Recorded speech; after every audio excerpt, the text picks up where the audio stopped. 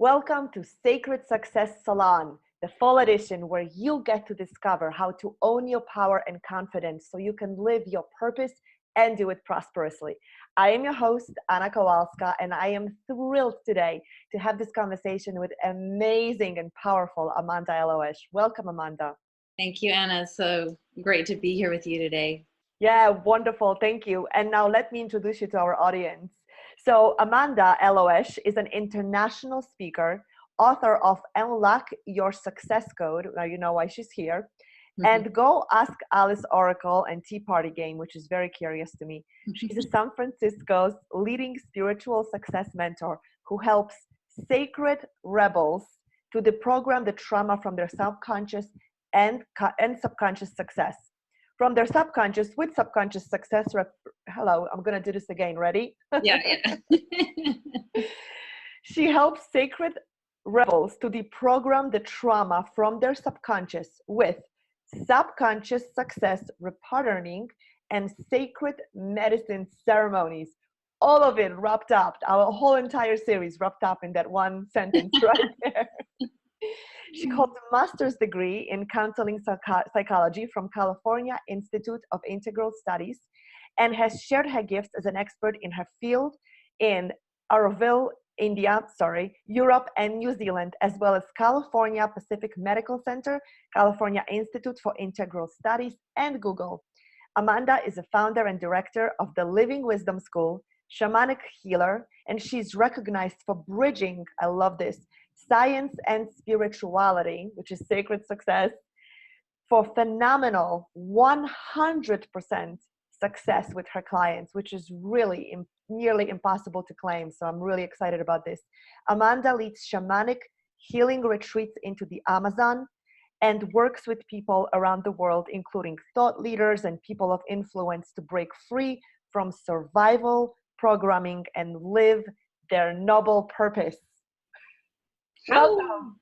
That is such a rich bio. Oh, I'm just so thrilled to have you here and to welcome you to Sacred Success Salon Circle. Welcome. Oh, thank you, Anna. It's really, I'm excited to talk to you. I just love the name of your program. It just seems so aligned, and so I can't wait. Yes, wonderful. So let me start by asking you this. Noble purpose. I have never heard anybody reference purpose as a noble purpose. Can you help us with where it came from and what it means?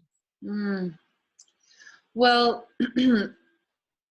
I think the word noble helps us to recognize something that's bigger than us, and it's an elevation of just our life purpose. We can all wonder what we're here to do.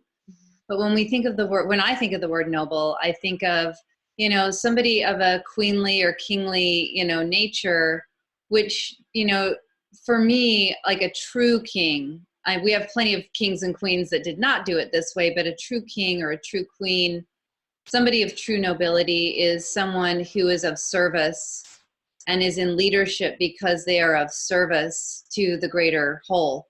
And they are also, I'm like thinking back to a long time ago, kings and queens, when they were also considered the channels for source. They listened to God, and they a long time ago, to keep the balance in of the power, they gave their lives at the end of their service. Like, that was the commitment, was that they gave their life back to source. So like deep commitment to something that's greater than us. It's not about serving ourselves or power. It's about being of service. Mm-hmm. Oh, that is so beautiful. Thank you. Mm-hmm. Yes, being of service while recognizing the noble being that we are. All of us are, right? Yes. So share with us, how did you get to do this work? Well, this has just been my calling. I mean, I've been a channel since I was a little kid. And I had visions of what I do now, although it didn't make sense to me, because I was born and raised in a very conservative Mormon household, and, medicine ceremonies, even the word meditation wasn't used. I don't even remember when I heard the word meditation, but I was doing it. Mhm. And so, I've really just been listening to the guidance that I get. And it's often, that's why I use the word rebel as well, because even though I tried to be a really good Mormon girl, sometimes I got guidance that labeled me as a boat rocker. I was considered a boat rocker, but honestly, I was just curious and really listening to source and wanting to know the truth. And, oh, this doesn't make sense. Why are you saying one thing and doing another? But following the breadcrumbs and the signs and the invitations from source is what got me on this path. I started out, like I said, Mormon, questioned that, left that, right as I hit adulthood, and continued to listen to the guidance to work with plant medicine, to tune into shamanic studies, and walking through the mystical doorways that opened for me, and some of them were powerful initiations that were very painful, that like a lot of people in the shamanic realms, you go through a shamanic death. Sometimes it's grave illness, but it's basically a really intense initiation. And I've been through 3 of them. Wow. Just coming out of the 3rd. And it's always a gift. It's always an ass kicker, and helps to really create strength and wisdom and new resources. And it also kind of rips you wide open and makes you more accessible. It's kind of like when somebody dies, oftentimes I wondered when I was a kid, like, why do I feel so at peace at funerals? And I realize it's because people are not putting on the pretenses. Everything gets stripped away when we're in that place, the grief, we're wide open. And even though it's not a time that we sign up for, there's something in that wide openness that makes us accessible in ways that we're not normally accessible to that higher wisdom. And so when we go through these powerful initiations, there's opportunity for immense gifts. So I've gotten the gifts that come through from those experiences. What I love about what you shared right now with us, Amanda, is really presencing that there is, I'm going to use my own word, there is suffering, right? Because it's not like it feels good to go through shamanic death or an experience that rips you open, right? No, it's not. It's not fun. Yet there is something on the other side that breaks away, and this is where I want you to speak to, because I know this is part of your work, breaks away conditioning. Yeah, can you speak a little bit more to that? Yeah, well, we have a lot of programming in our system that comes from how we're raised, the culture we're in, the language we speak shapes how we perceive and think about everything. If you've studied a few different languages, like, oh, this is an interesting way of thinking about life. So there's a lot of different ways that we get conditioned. We're like doing this, swipe left, swipe right, we're doing stuff that programs us.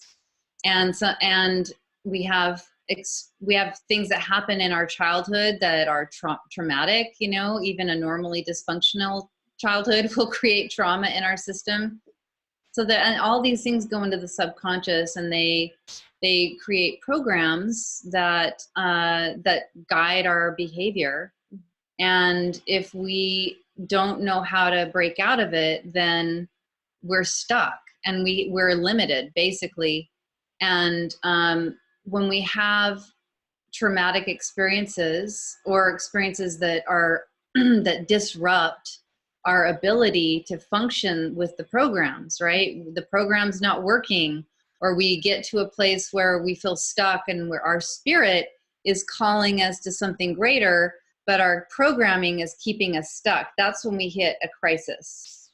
Because we're called into our noble purpose, but that's a higher frequency. These other things it's like, this is the base, the lower frequencies, and this is the fine, angel voices singing that you can't hear them. So, but they're there, and they're pulling us out. So we hit this crisis because our spirit needs to grow, but our programming isn't allowing it. So stuff happens, we end up manifesting stuff that happens that obliterates the old way, and a lot of stuff gets stripped away.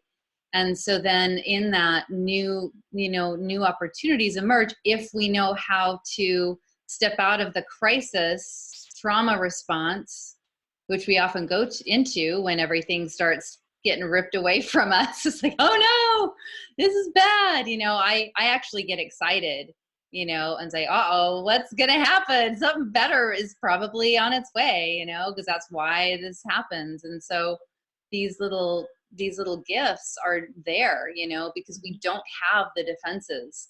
We don't have the programs available to us. If we allow ourselves to step out of it and get curious, then there's just so many gifts. I get, this past, I was just telling you, like, I've been through 3 shamanic deaths, and I'm just coming out of one, and it's actually, there's still things happening, like, oh, it's not totally done yet. But I just feel like every single time, like, I've gotten such profound visions and blessings and messages from source that have just felt so comforting. And I can get those when I'm not in crisis, but they're not as present. It's like creator and everything that's greater than me, that wishes me well, just shows up to say, we're here to help you, don't forget, like, this is all in your behalf, we're here to help. This is so great, because you are giving us an invitation to not only celebrate when things are breaking down, when we are in crisis, when things don't feel good. And we have our audience, you guys who are watching, I know you are all in different places. Some have just begun their journey. Some have gone through some stuff already. And it's still a constant learning to step into and not only celebrate, but what I'm hearing from you, Amanda, is welcome and invite crisis. Yes. It's like the Rumi poem, The Guest House. Welcome it all in. It's all there to serve us in some way. Mm-hmm. This is so great. Yeah. Just accept it all. That's so great. Yeah. Don't push it away, because that's where the programming, I don't think I ever heard anybody explain it this way. Your spirit wants you to serve that frequency I believe we all innately are, that higher frequency, right? Mm-hmm. And then there is this human conditioning, the human life conditioning. And when one is completely in this dissonance with the other, that's when the crisis occurs. Yeah. I don't think I ever heard anybody explain it the way you just did. Thank you. Well, actually, I haven't really explained it exactly like that before either. That's why I love these interviews, because with different people, I can it comes out differently.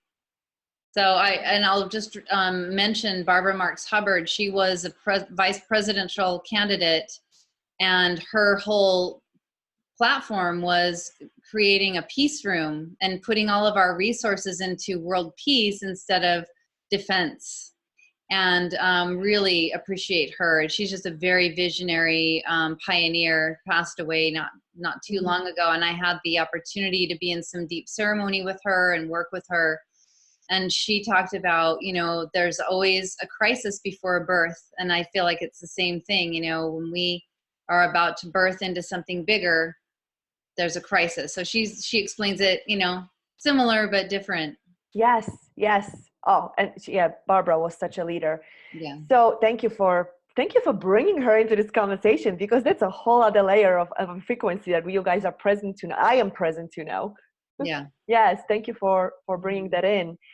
Let's talk about ceremony, because I know that's part of your secret juice, part of your secret sauce.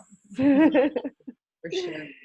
Would you mind sharing with us, how did you come about creating ceremonies? How do you use ceremonies? What does it mean to you? Mm-hmm. How can we access power through ceremony? Mm-hmm. Yeah. Well, I realized I was kind of doing ceremony my whole life, not really totally realizing it until I started actually, grounding it into some actual training and initiations. But, for me, ceremony is about creating a sacred space and a sacred time. It's like the third dimension is time, space, and matter. Mm. So when we create an intentional time and an intentional space, and we bring altars and, you know, the matter of our bodies there, it's this signal to everything that's greater than us that wishes us well. It's like this portal, you know, and we do things. You can feel a sacred space, you know, when you walk into a holy place, you can feel it. There's this high, fine frequency. You usually don't want to speak because that can disrupt, you know, the sense of deep peace and the presence of source. And so when we create ceremony, it's that intentional. We bring our intentions to invite the holy in to help us to heal ourselves and have the bigger thing. Because like I was saying, like most of us just have the programming. We all have the programming. I have programming in my system. I have limitations. And so when I, you know, bring myself into a prayer, any kind of ceremony, it's this invitation for something that's greater than me, that wishes me well, to help me in some way. And so ceremonies for me are about that. And they are also about really honoring everything that's greater than us, that wishes us well, like feeding them with our songs and feeding them with our gratitude for what we're receiving. Mm-hmm. So is there a way to have a ceremony? So I know that you hold them in a very particular way and they're very sacred. Are there different layers of holding ceremonies? Absolutely. And, you know, like for me, my school, and it's about to become a church, is called Living Wisdom. Mm-hmm. And for me, that's about, you know, because I'm a channel, and having a template, like, well, this is how you do it every single time. Like those things are helpful for people that need a structure that aren't a channel. But I think all of us have access to a lot more than we think we do. And so for me, I don't do it a certain way every time. Mostly I do have practices, and I've liked to learn practice. I keep looking over at my altar. I like to do practices and learn new things. And sometimes I'll do something for a little while, but mostly I just listen, like what needs to be done right now. What am I being called to do? How, you know, it's a living relationship. It's alive. This source is alive. And so to try to use a template that, you know, my ancestor used, you know, 100 years ago, you know, it's not bad. It's not like source doesn't recognize it, but it's like, you know, the difference between if you met somebody and they gave you an elevator pitch versus, hi, how are you, Anna? It's been a long time. What's new? You know, a genuine conversation that acknowledges you as a living, breathing human. It's like forward momentum in your life, like spirit's the same way.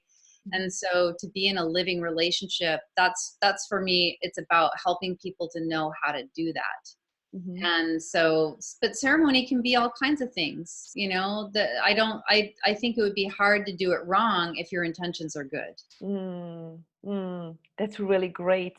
And the reason why I ask is because I do invite our audience to have some layer of ceremony in their life, to have some kind of a ritual on a regular basis. It's funny, my altar is, so yours is to the right, if I'm looking right. I have my altar to the right too. And it has my attention. Yeah. And I think it's so important. So you mentioned at the beginning of our conversation, you mentioned that the resources open up. As we step through the crisis, there are gifts. Yeah. And resources open up. And in Sacred Success Salon, we are definitely speaking in bringing in the spirit and connecting it with the matter, so we can experience a life of beauty and have money to live where we want to live, and have things like earrings. And I love yours, so that's why I'm referencing. How do you bring spirit and higher power into creating what it is you're here to do? Well, the biggest one is to ask, you know, and be curious, you know, what is the elevation of what I'm doing right now? You know, I ask it, you know, I meditate at my altar for my business, for my relationships, for everything. And, you know, asking what's the best thing I could be doing right now to be of service, and listening for the answer. Where does the money part come in? Oh my gosh. Well, the money part's important because when I first started stepping into doing business as a priestess, first of all, I have a core wound that I work with, which is you're not worthy, you know? So I was like, well, you couldn't possibly love what you do and make good money at it, you Mm-hmm. know? Why would you get to have both of those things? Or you can't possibly have a successful, you know, noble purpose that's bringing in six figures and have, you know, a loving relationship and have good, you know, good health. Like, well, you know, so I had these limitations, and I I got guidance about what do I charge for my programs, you know, how do I, because you know, I want to help everybody, you know, and I want to just give it all away because I just want everybody to have it. And then, you know, I need to be sustainable. So, you know, I knew that I needed guidance for somebody greater than me to tell me, you know, how to value what I do, because in some ways it's priceless. I mean, the things I've been able to do for myself, and many of the stories I hear from people, it's very humbling. It's hard to take in as an I'm not worthy, you know, person. It's like, wow, I got to help you to access this amazing, miraculous, you know, reality that neither of us knew was possible. Mm-hmm. So being able, you know, so it's priceless, but then also it's, you know, it's like it's source that gave it to me. So how do I charge for it? You know? So I've had to sit at my altar and ask, like, what do I ask for my programs? How do I respond? You know, and it's more than just money. Like, I'm a white lady who does ceremony and has been initiated into shamanic practices. And that's, if you're an actual, you know, person who honors Indigenous people, First Nations people, that ain't a very comfortable situation to Yes. be in. You know, I'm like, oh, that's funny. That's funny, God. That's real funny. Putting me in that situation. You know, so I've had to pray about all that stuff, you know, and know that people are going to have opinions and preferences and projections about that. And how do I respond in a way that's loving and kind and of service? And, you know, for everything that comes up, it's always a prayer, because I know that I have programming in my system, and I don't want to let the programs in my system determine how I respond to things that can be activated, you know, survival programs. Oh, that just gave me exhale in my shoulders when you said you offer prayer for everything because you don't want the response to come from your survival, from your conditioning. Yeah. That is so great, because there are still so many of us that maybe we work through something, but then there is another layer. And some of us who really just don't even get that conditioning, how powerful conditioning is, right? Even though there is meditation, even though there is an altar, even though there is this spiritual layer of life, we still don't trust enough to step in fully into our beautiful work, beautiful gifts, pray that conditioning doesn't stop us, right? And know that it's going to, that we will be supported.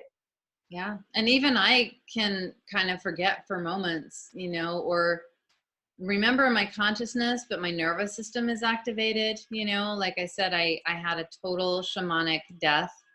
I lost my home. I lost my twin flame relationship that was everything I had prayed for. My business had massive hits to it. And so all of that, and it all happened at once. And it wasn't even just those three things. There were also other big things related that were really, really hard.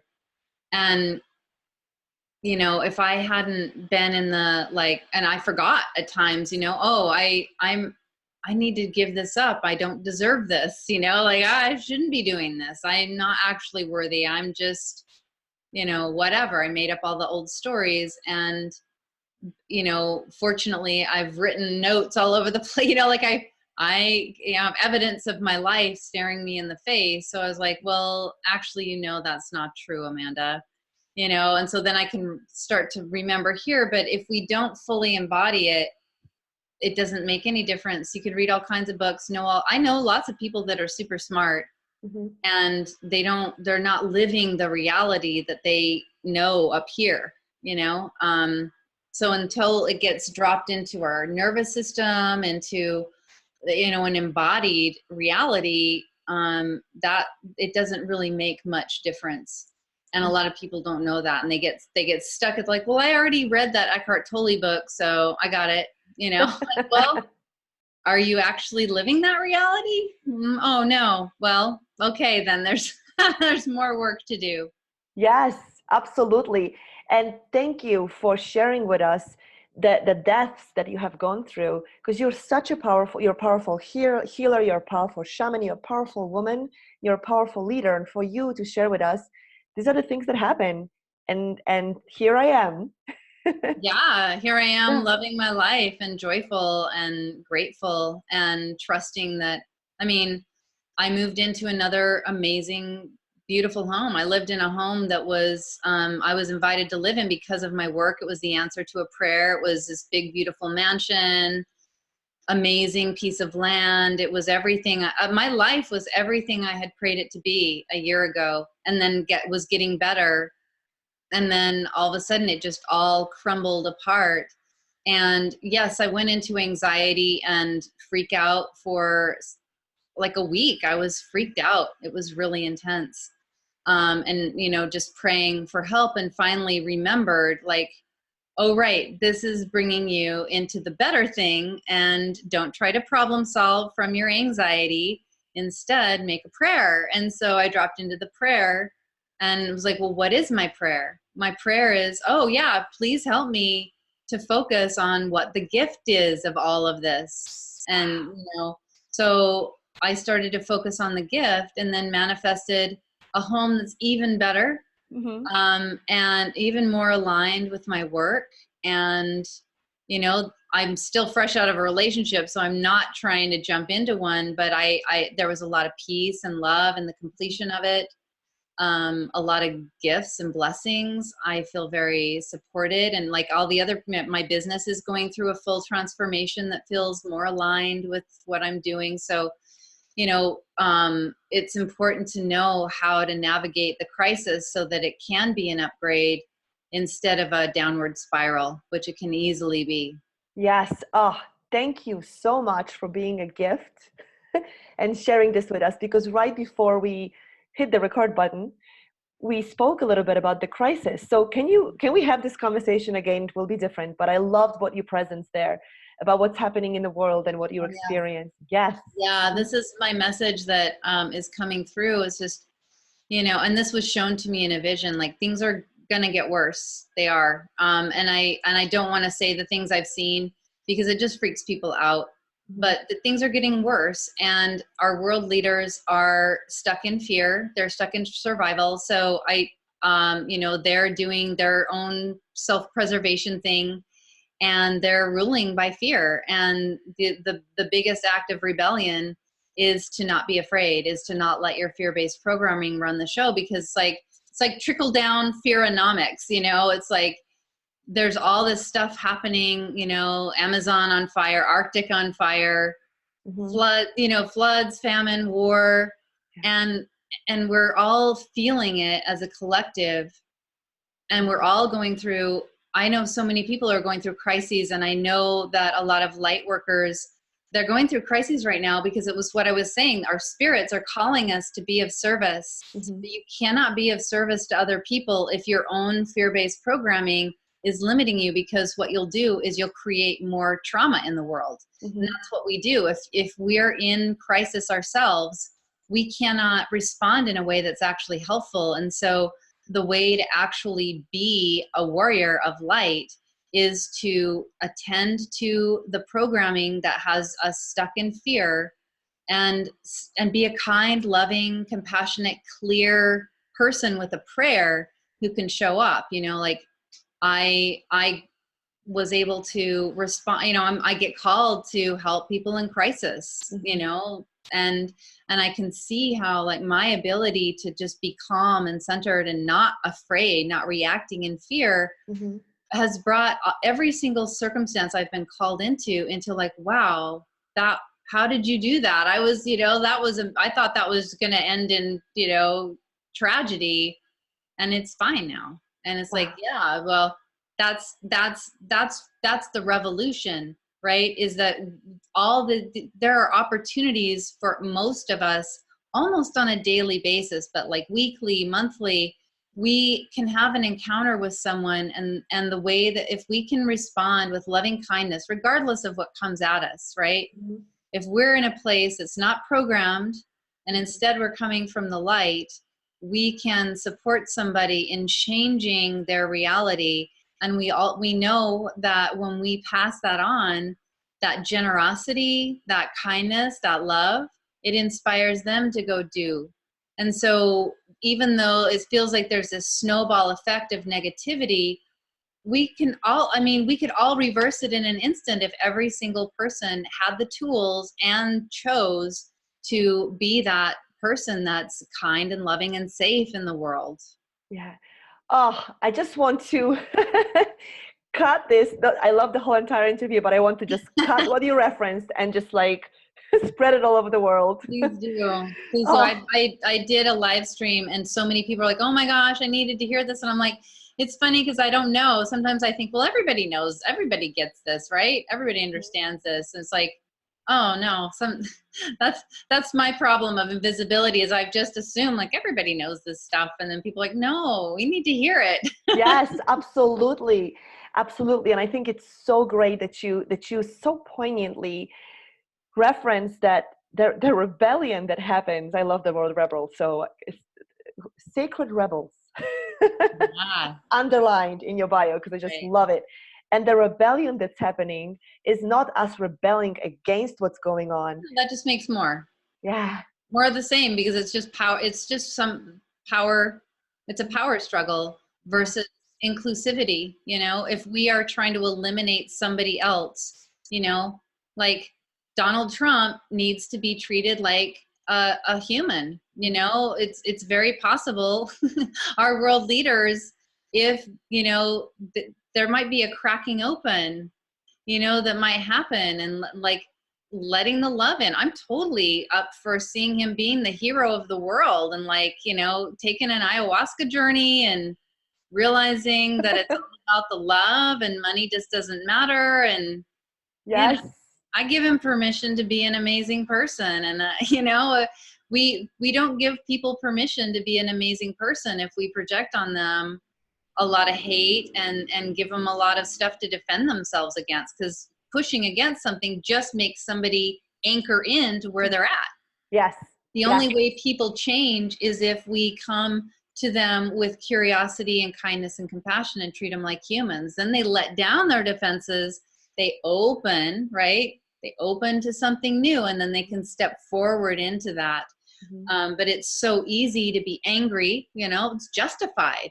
Yeah. But you can either be justified in staying stuck in your hard feelings, or you can make the harder decision to just, get it out of your system, and then look at what's actually going to be helpful, Mhm. which is kindness and compassion and curiosity, and inviting other people to step into that, that reality or ceremony, right? Yes. Oh, I love that. Yes. And what is coming in, it's that it's a constant choice, that it isn't something you just choose once. You Yeah. constantly have to be A present to. constant reminder, because I forget all the time. I get annoyed, Yeah.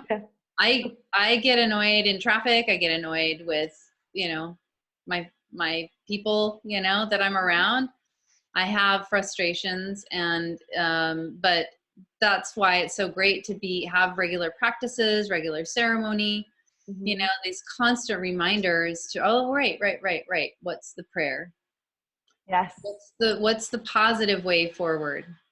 Oh, that is so amazing. Amanda, you are just a bucket full of amazing wisdom. Get it So all over the amazing. place. Yes, yes, and it conveys, it's I mean, that's what we open for. We open a container for whatever it needs to come through for our viewers to hear right now.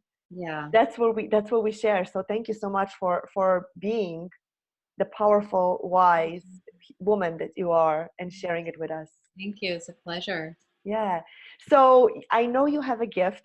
Speaking of resources, Yeah. you have a gift. Could you please share about it with us?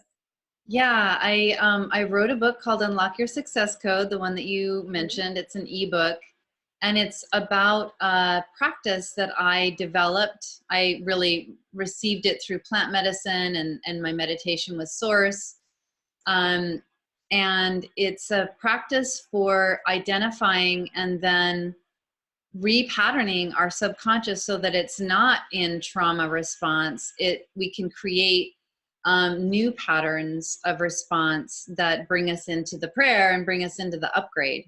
Mm-hmm. So it's about that practice. It describes it. And then it's a spiritual success mentoring kit. And so it has the ebook. It also has the guided journey. So you don't have to try to memorize everything in the book. I can just take you through a basic practice. Mm-hmm. And then for those of you who don't want to try to look at your own subconscious, which is really hard, or just, use my guided practice, to unhook the more complex pieces. And if you want to learn more about what I do and how my programs can help you to upgrade, there is a Live Your Purpose and Prosper discovery session where we can talk about how I can help. Oh, that's just so tremendous. Thank you so much for your generosity. And you guys, the button below this video, that's where you go to claim the gift. That's where you go to claim these amazing resources Amanda is sharing with us.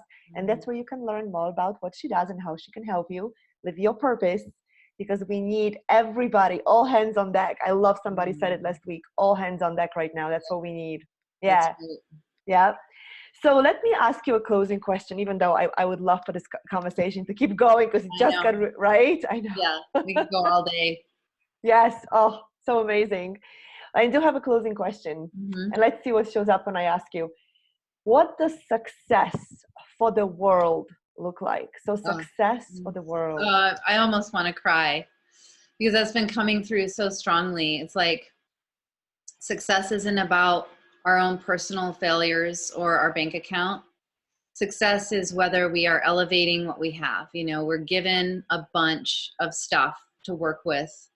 And if we can make it better than we found it, that's success. And I have a poem. Could I read it? I would love it, please. I have to just right here. We'll be right here waiting. Yeah, you don't even need to wait. It's right here. Great. I just read it last night for some friends. This came through from Ceremony. Beautiful. Break out the best wine.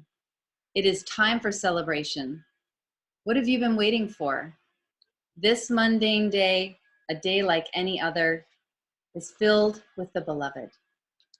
Put down your tools. Now is the time to dance.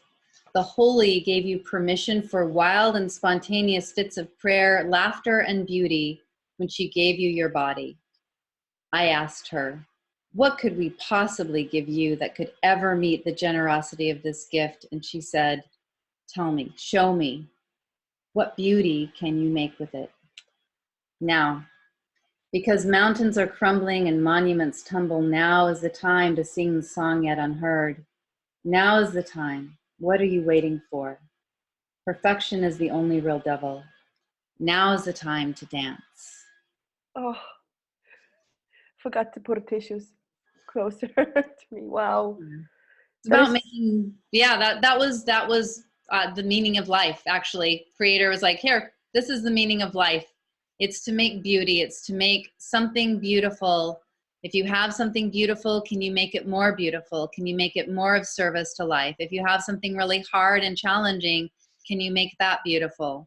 It's not about money. It's not about fame. It's about making beauty out of whatever is happening right now, because it's all sacred. And if we can do that, then that is the true sign of success. Wow.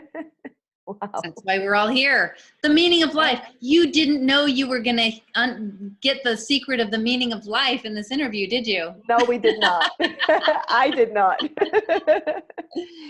Could we share this on the page? Yeah. The poem. Oh, that would be so amazing, because I would love for us all to really let it sink in. And you guys come back to this interview over and over and listen, close your eyes, go into the prayer and listen to Amanda share this beautiful poem, because Amanda, you are such a gift.